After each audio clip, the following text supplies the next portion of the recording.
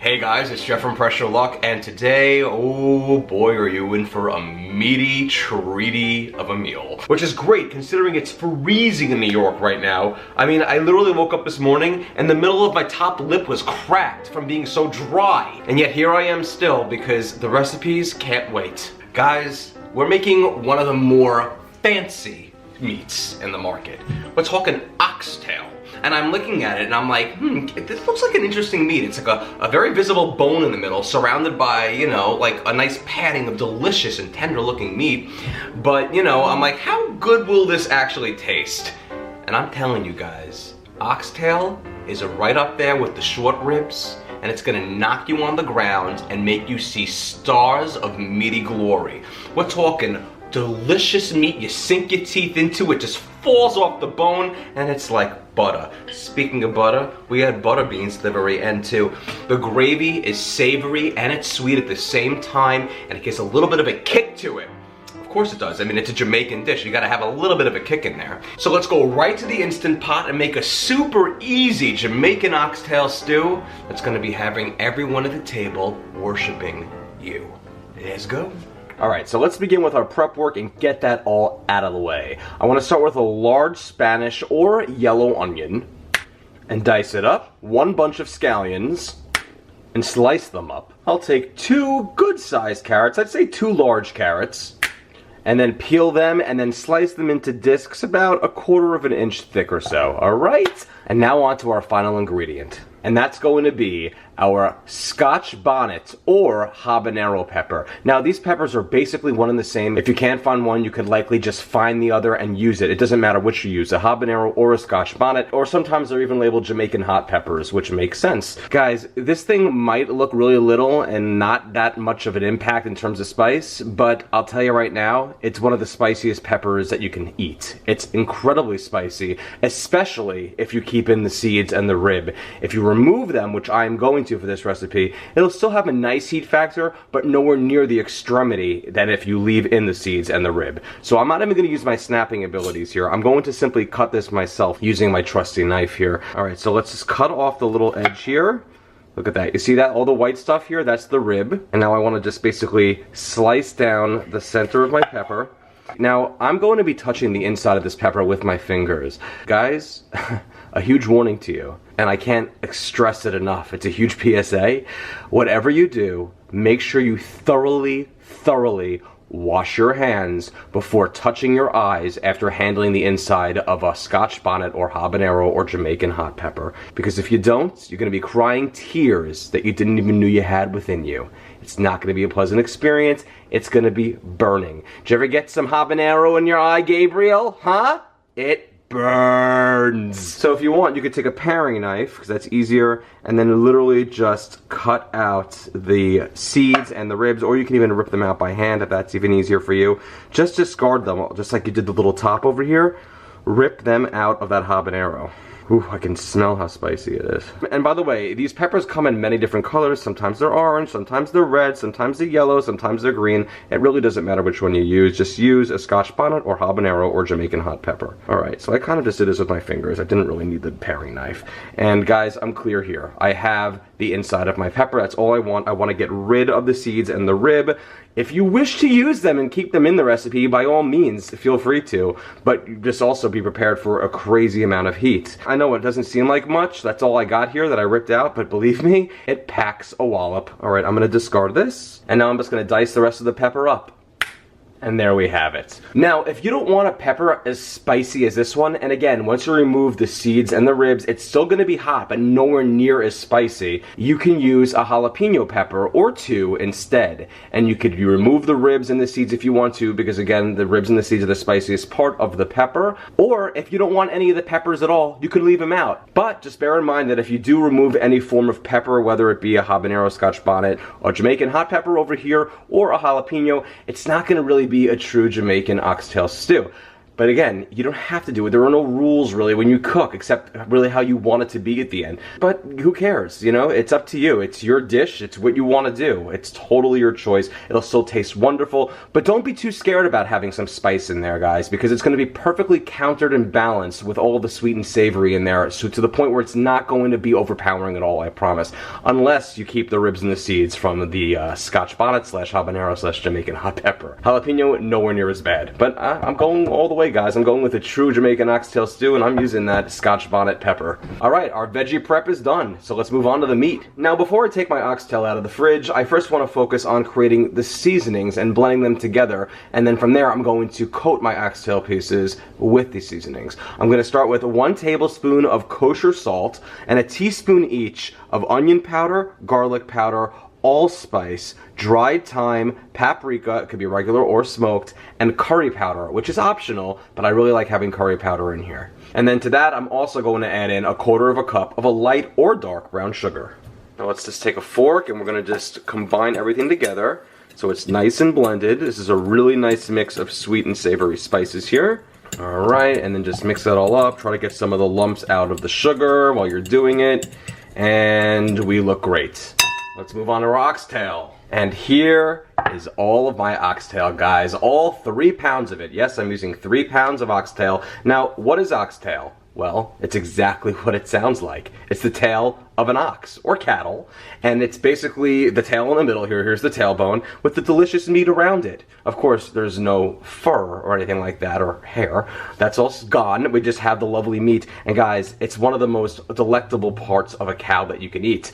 I know that sounds a little disturbing to say that, but at the same time, it is. It's also one of the more pricier cuts of meat because it is extra tender and unbelievably delicious. But this is going to be a special dish, and we really want to treat ourselves right tonight. Hey, so we're going to make this, and it's going to be amazing. What I want to do is I want to now coat all of my oxtail pieces inside of the seasoning that I just mixed. So just rub it in there a little bit, just like this, and then just put it back over here. Very simple. It doesn't have to be super heavily coated, just give it a little bit of a toss. And then, done. Set it aside. And just repeat that with all the pieces. And there we go, guys. All of our oxtail nice and coated in our seasonings. Now let's go over to the Instant Pot.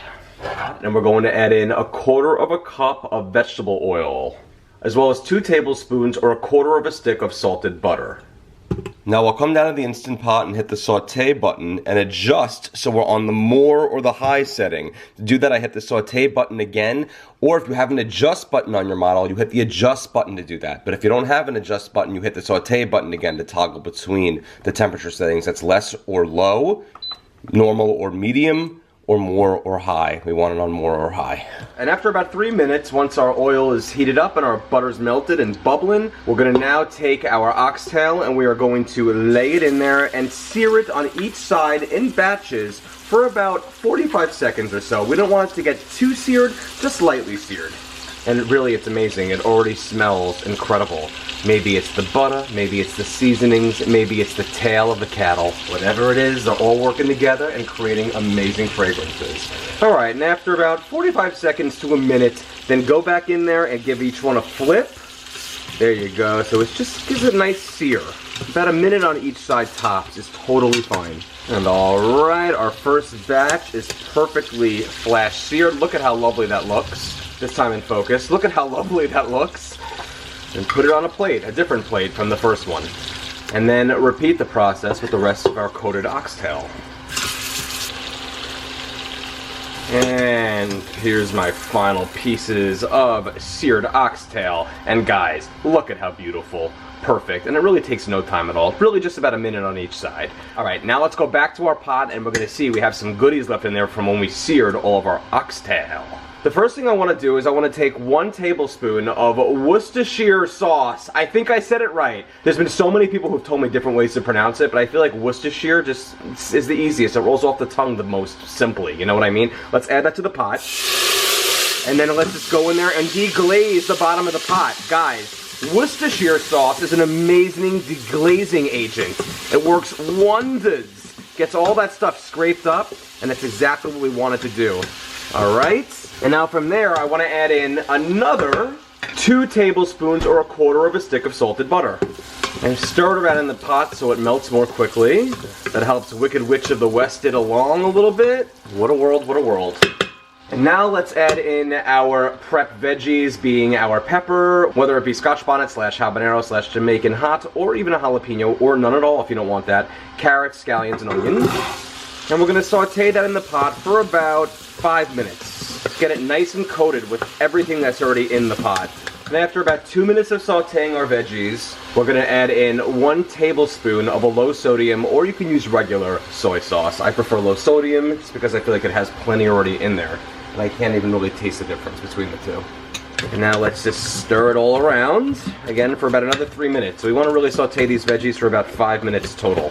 And don't worry about the carrots if they feel like they're not softening right away. They're not going to, but they're going to be perfect when we pressure cook, because we're going to be pressure cooking for a little bit of time. There might be some of the sugar still stuck on the sides of the pot from when we coated our oxtail with it. It's totally fine. As long as the bottom is nice and clear, that's all we really care about. That should be nice and clear, so we won't have any issues with it coming to pressure. But you'll notice that any of the sugar that was stuck to the sides of the pot is going to basically have disappeared, because it will have dissolved into all the liquids that all the veggies are releasing. It's becoming wonderful. Alright, 5 minutes have passed. So now I want to add in 1 tablespoon or 3 cloves of a crushed or minced garlic. And saute that for 1 minute longer. Stir it around with everything in the pot.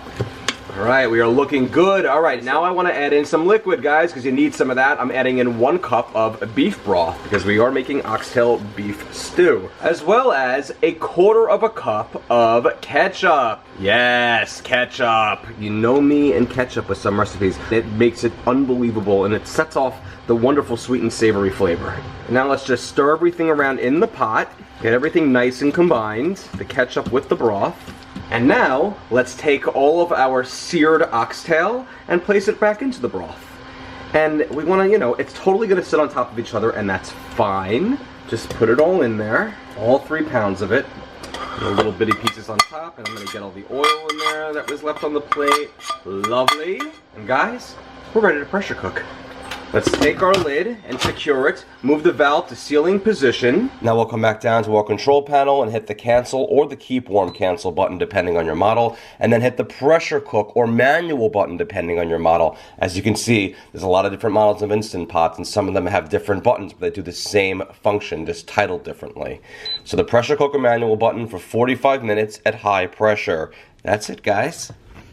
And now that we're done pressure cooking, we're going to allow a 15-minute natural release. That means we do nothing for 15 minutes. In fact, this will start to count up until we see 15 on the screen. And once that happens, then we'll finish it off with a quick release. And now that 15 minutes of a natural release have passed, we're going to finish it off with a quick release. And the pin just dropped, so let's take our lid off. And there is our oxtail, looking super tender. Now what I want to do is I want to take some tongs and just remove them to a serving plate. Guys, these are going to be super, super, super tender. Let's get all of them out of there. I mean, just look at this meat. Look at how beautiful that is. And there we go. All of our oxtail removed to a plate. Now let's focus on the pot. So the first thing I want to do is I want to create a cornstarch slurry. And to do that, I want to take 2 tablespoons of cornstarch and mix them with 2 tablespoons of water, equal parts, and then just stir it around until it goes from a cement-like consistency to a nice smooth one. Perfect. Alright, let's give this pot more heat so it begins to bubble. And now we'll hit the cancel button again, and we'll hit the saute button again to get some bubbling action.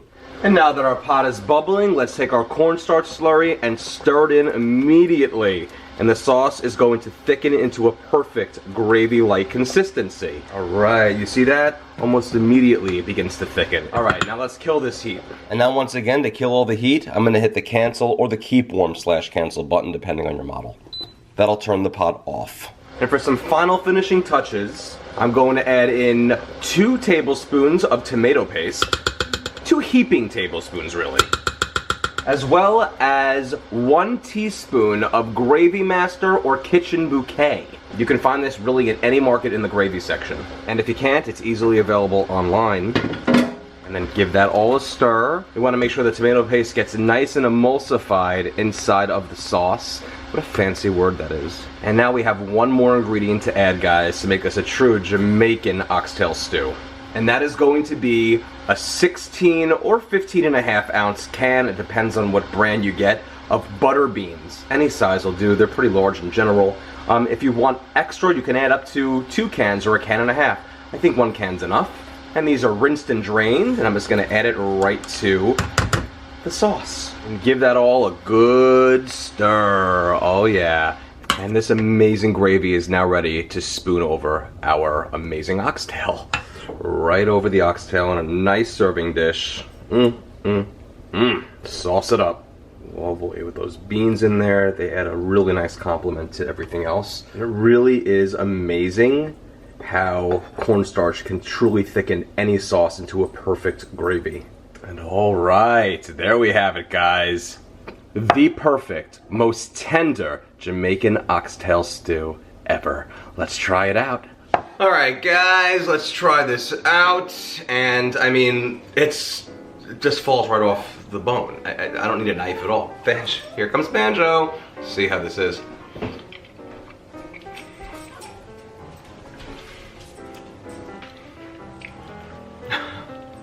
Wow.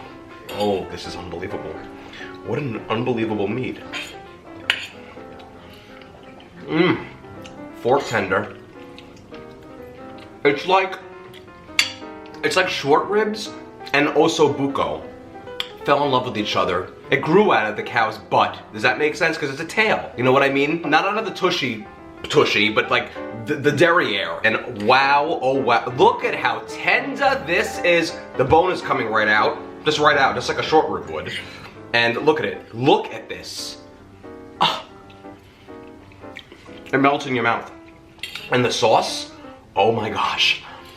It's like a sweet and savory sauce. And even though there's a habanero / Scotch bonnet / Jamaican hot pepper in there, the spice level is not that intense at all. I would give this maybe a 4.5 tops on a scale of 10, 10 being the hottest. It's really not that bad. Honestly, I don't even need my fork. I can just latch onto the bone and be, no one's here except, you know, whoever's watching. And look at this. Right off. Just right off. Speaking of which, an oxtail is something you should have no shame in being barbaric when you eat it, because you want to eat that little center part. Remember the little white part in the middle before we cooked it? Now it's this beautiful gelatinous center. And you want to get in there, and you're going to want to eat it. Well, suck it, I should say. You want to suck that bone dry. It's delicious. Absolutely delicious. You can save these bones, you know, rinse them or something if they, you know, went in your mouth and you suck it on them like I am. And you could use it for bone broth if you want. Oh my gosh. Wow, the sauce is just to die for delicious. It's like, unlike any other sauce really I've ever really made. All the spices come together beautifully. It's definitely not overkill in the spice level. If you put a jalapeno in there versus the other pepper, the Scotch bonnet, it's gonna be even more mild. But look again, I can totally just use my hands here and watch this. Right off into my mouth. Richard, you gotta try this. Come here, Richard. All right, Richard, he's got to try this out. And honestly, Richard, do I need a knife? You don't need a knife at all. In fact, I feel like you just even use your hands. But it's to die for delicious. I'm just telling you now. Oh man, that is like super tender. Have you ever had oxtail before? I've had it in a marmalade with the bone broth at that place we like to go to. Well, bone marrow is known to come obviously with a oxtail because it's the center. However, this is more gelatinous, I would say. You definitely want to suck it to get some extra flavor if you're interested. But isn't that delicious? I'm not doing that on camera. But look at this. I mean, I'm just being barbaric. It's delicious. Who knew that tail could taste so good? Look, I have no shame in going to a restaurant and to get the last drops of soup out of a bowl, I'll put it and just drink it like it's tea. Banjo, enough. Yeesh. I hope my 5th grade teacher doesn't watch this. She taught me etiquette. Well, speaking of tail, I mean, it's gonna send anyone's tail wagging, especially this dog. It's delicious. I gotta tell you, I am sold on this dish. It's amazing. This is gonna be one of those dishes where if you want people to like literally just be like, oh my gosh, you're an incredible cook, make this dish. It is a little pricier for an oxtail cut of meat because it's so unbelievably succulent and delicious and falls apart. I mean, you could really do anything with this if you want to at the end. If you wanted to even shred up the meat and just rip it all apart and make unbelievable tacos, or even like a, you know, an enchilada, you could even do that, but I wouldn't. I would just eat it how it is. But you can, and you could also serve it over rice. I have some rice. Oh. Whoops. I have some rice. I was lazy and I had some takeout for lunch today, so I had leftover white rice. I could totally have made it in my Instant Pot, but why should I right now when I have it already here? You could pour it over that. Well, this is kind of like upside down a little bit. And now it's kind of upside, but it'll just go right in with the, exactly. Or you could drape more of the sauce over it. Makes plenty and plenty of gravy. What an unbelievable dish this is. And I love the butter beans. Makes a nice touch to them. The butter beans are nice. Look at this. Again, look at this. This little piece of meat here. I still can't get over the fact, I mean, guys, look at this meat. Look at how it glistens and how tender this is. Look at, it's amazing. And the gravy. Forget it. Spicy gravy. And it's like, it's not too, but come here. No. It's not, I wouldn't call this too spicy. I would literally give it like a 4.5 out of a 10. Zesty, it never gets too hot. It stays on your lips a little bit and is good and savory and just good little bit of heat. Be very careful when you're cutting that pepper up, guys. Seriously, if you gotta get some of it on your fingers, and even if you even touch your face, like not even just your eye, you're gonna feel a sting. I'm not kidding. So wash your hands thoroughly after handling a habanero pepper. Or put oil on first and then wash it. There you go. I'm glad that I made 3 pounds of this because I'm totally gonna eat all of it. But you know what the truth is? There's so much bone in there. You're not really eating 3 pounds of meat, but you're eating some of the best, most succulent, tender, juicy, high-end cream of the crop meat. That's for sure. I can just like whip myself with this. It's so good. It's like the tail whip. So good. I mean, literally bone-sucking delicious. And that's all we got left. That's all we got. Maybe I'll give this to Banjo. Actually, I feel like I shouldn't. It's like a little shardy, the bone, you know? Shardy. Actually, it looks like a Rorschach. Like, what do you see here? I see delicious food. Now, that's how we determine how crazy we are. Look, he's getting more. Guys, thank you so much for watching. If you enjoy these recipes, these videos, check out pressureluckcooking.com. It's all right. It's just walking over my soundbite there. Sorry. Check out pressureluckcooking.com, where all my recipes live. You do not want to miss any. They're all tried and true. I would never release something that wasn't awesome. Believe me, I have standards. Also, facebook.com/pressureluckcooking, and like that page for any updates when a new recipe comes out, tips, sales on items. Guys, speaking of items, I have a cookbook coming out in April 2020. You don't want to be without that book. We're talking tons of pictures, over 750 of them. Every recipe has a final photo as well as step-by-step photos, and the recipes are absolutely to die for. Delicious. Pre-order it, or if it's after it's already released, order it. And of course, at Pressure Luck on YouTube, Pinterest, Twitter, and Instagram. Thank you so much again, guys. And if you really want to feel strong in the kitchen, I'm talking strong as an ox, you know exactly what to make. Some Jamaican Oxtail Stew. Enjoy. Man, that's good. Look at that. It's like a little nugget of meat.